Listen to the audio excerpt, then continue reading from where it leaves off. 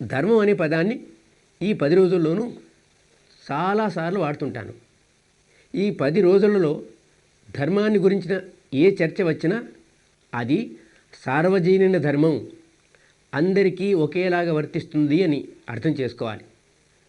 తను మండుతూ మండింపడమే అగ్ని స్వభావం. పురాతన భారతీయ భాషల్లోనూ ఇప్పుడు కూడా మండటము, మండింపడమే అగ్ని యొక్క ధర్మం. చల్లబడటము, చల్లబరచడమే మంచు యొక్క ధర్మమని అంటుంటాం. అందువల్ల స్వభావమే ప్రకృతి, అదే ధర్మం.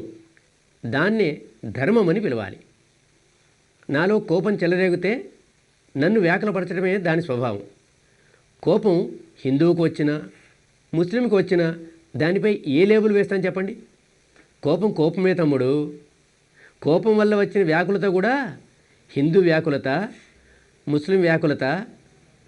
కోపం వచ్చిందంటే దానితో పాటు వ్యాకులత కూడా వస్తుంది. కోపం పోయింది, వికారం పోయింది.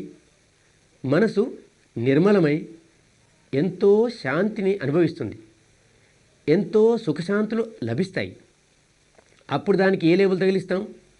వచ్చిన సుఖశాంతులు హిందువులవా, ముస్లింలవా, లేక జైనులవా? వికారాలు తొలగిపోతే సుఖశాంతులు వచ్చి తీరుతాయి. కాబట్టి ధర్మము సార్వజనీనమైనది. అది ఏదో ఒక జాతికి, కులానికి, గోత్రానికి సంబంధించింది కాదు. ఏదైతే అందరికీ ఒకేలాగా ఉంటుందో, అందరిపైన ఒకే విధంగా పనిచేస్తుంటుందో దాన్నే ధర్మం అంటాం. మనం అలాంటి ధర్మం గురించే మాట్లాడతాం. ఆ సత్యాన్ని తెలుసుకుందాం. ఇలాంటి సార్వజనీన ధర్మాన్ని అనుభూతి స్థాయిలో మనం అర్థం చేసుకోగలగాలి.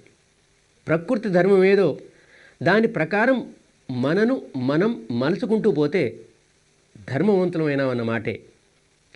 దుఃఖాల నుండి బయటపడతాం, సుఖశాంతిమయ జీవితం గడపగలుగుతాం. అప్పుడు హిందూ అనుకున్నవాడు తాను హిందువునని, ముస్లిం అనుకున్నవాడు తాను ముస్లింనని, జైనుడు అనుకునేవారు జైనులని, బౌద్ధులు అనుకునేవాళ్ళు బౌద్ధులని అనుకోవచ్చు. దానివల్ల ఒరిగేది ఏమీ లేదు. మార్గంలో నడుస్తున్నాం. కాబట్టి సార్వజనీన ధర్మం గురించే మాట్లాడుకుందాం. ఏ విద్యను అభ్యసించాలని మీరు ఇక్కడికి వచ్చారో అదంతా ఇలాంటి సార్వజనీన విద్యాభ్యాసమే.